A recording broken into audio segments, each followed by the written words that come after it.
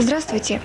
Не так давно в Центральной городской больнице появилась новая форма обслуживания больных, которая, конечно, себя оправдала. Я имею в виду дневной стационар. Сегодня мы вас познакомим с работой дневного стационара в детской поликлинике и во взрослой поликлинике. Мы находимся в дневном стационаре детской поликлиники, который расположен на 3-м этаже. Детей наблюдает детский педиатр Конева Людмила Афанасьевна. Я прошу ее рассказать, какое лечение получают здесь дети, как обстоит работа с детьми в дневном стационаре. Наш дневной стационар дневного пребывания детей открыт в детской поликлинике в 1988 году. Развернуто здесь 40 коек. Находятся дети от 3 до 7 лет.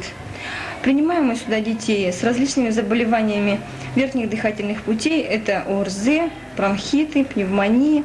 Сейчас стали лечить и детей с инфекцией мочевыводящих путей. А какая чаще патология оздоравливается? Чаще, конечно, приходят дети с ОРВИ, и это в основном дети из группы часто длительно болеющих. Потому что, поскольку часто они болеют, то, естественно, лечение приходится назначать продолжительное. Приходят к нам дети разные, так называемые организованные и неорганизованные. И надо отметить, что дети, которые посещают детские сады, быстрее привыкают к нашему распорядку и, следовательно, быстрее выздоравливают. Они не чувствуют, что они в детском саду или здесь у вас в стационаре? Да, потому что мы постарались приблизить наш распорядок дня к режиму работы детского сада. Это и трехразовое питание, и дневной сон, и час отдыха. Лечение какое они у вас получают? В общем-то, стараемся назначать, естественно, лечение комплексное. Это и лекарственные препараты, и физиолечение, массаж, занятия на лечебной физкультуре получают дети. Преимущество есть, если они лечились амбулаторно и у вас в стационаре? Да, естественно, это естественно, поскольку дети приходят к нам с утра, они начинают получать все лечение комплексно, не выходя практически из поликлиники. При наших северных условиях это, конечно, очень важно, поскольку после теплового лечения, после физиолечения ребенок определенное время должен находиться в условиях, в теплых условиях, что называется. Кроме того, я думаю, что мы все-таки помогли тем родителям, которые по роду своей работы не могут прервать работу надолго, и они с удовольствием приводят нам своих детей и сами продолжают, естественно, работать. Я думаю, что это, конечно, очень важно. Да, и кроме того, надо сказать, что дети, особенно с пневмониями и заболеваниями почек, получают очень интенсивное и длительное лечение. И поскольку они ходят к нам, а на ночь уходят домой, то не происходит длительного, долгого отрывания, что называется, ребенка от семьи, и легко переносится все это лечение, что называется. Дети дневного стационара получают лечение по расписанию, и какое лечение они здесь получают? Получают лечение, в общем-то, все необходимое. Каждому ребенку, естественно, лечение назначается индивидуально. Это могут быть и просто лекарственные препараты, могут быть инъекции внутримышечные и внутривенные. Это у нас все проводится. Из физиолечения сейчас очень широко стали применять новые аппараты, такие как микроволновые аппараты, это луч, ромашка, диадинамические токи, амплипульс.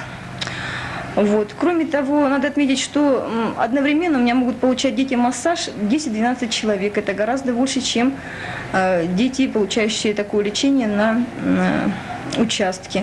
Естественно, лекарственное обеспечение у нас более богатое, так скажем, поскольку преимущественно все равно аптека больше лекарственных препаратов выделяет нам, нежели по рецепту. Смешиваются потоки амбулаторных больных и дневного стационара? Нет, мы стараемся, естественно, ограничить эти потоки, поскольку будет происходить заражение, так сказать, от больных детей. Например, физиолечение наши дети получают с 8 до 10 часов утра. В это время амбулаторные больные не принимаются, они практически отсутствуют в поликлинике. Людмила Афанасьевна, если говорить об эффективности, можно сейчас назвать какие-то, сравнить какие-то цифры, назвать что-то? Вообще, конечно, честно,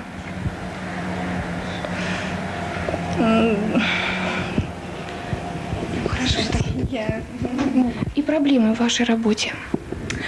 Ну, естественно, наша работа не без недостатков.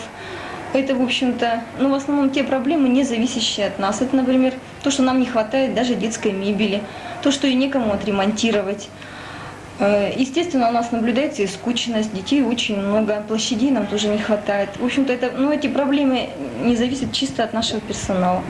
Вот. Наши работники стараются делать все, чтобы лучше обслужить детей, и чтобы они быстрее выздоравливали. Есть необходимость в расширении данных коек? В общем-то, я так думаю, что этого достаточно, потому что нам хватает то, что мы принимаем 40 человек, но, конечно, улучшение чисто в материальном, так скажем, отношении. Нам не дают совершенно денег на игрушки. Игрушки дети приносят свои из дома. Вот. В общем-то, немножко улучшить досуг детей во время пребывания у нас, чтобы с ними поиграться и занятия какие-то провести. А так, в общем-то... Ваши койки разгружает стационар, я имею в виду детское отделение. В общем-то, это не было самой главной целью этого, чтобы разгрузить детское отделение. Но поскольку в зимнее время у нас очень много болеющих детей и нуждаются в стационарном лечении, то, естественно, у нас, в общем-то, получается так, что мы какую-то долю больных берем на себя. Лучше, конечно, родители с большей охотой идут сюда, нежели в детское отделение, поскольку там дети уходят, что называется, и на ночь, и постоянно находятся там, а у нас ночью они находятся дома. Поэтому, в общем-то, конечно, родители сюда в этом отношении у нас лучше. Спасибо. Тебя как зовут? Сережа, Сережа. Ты почему здесь лежишь?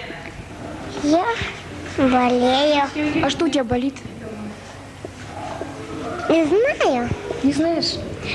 Ты в детский сад ходишь? Да. Где лучше, в детском саду или здесь? В детском саду. А здесь ты какое лечение получаешь? Уколы тебе делают? Поэтому здесь хуже, наверное. А мне не больно уколы. Ты не боишься. Ну, поправляйся.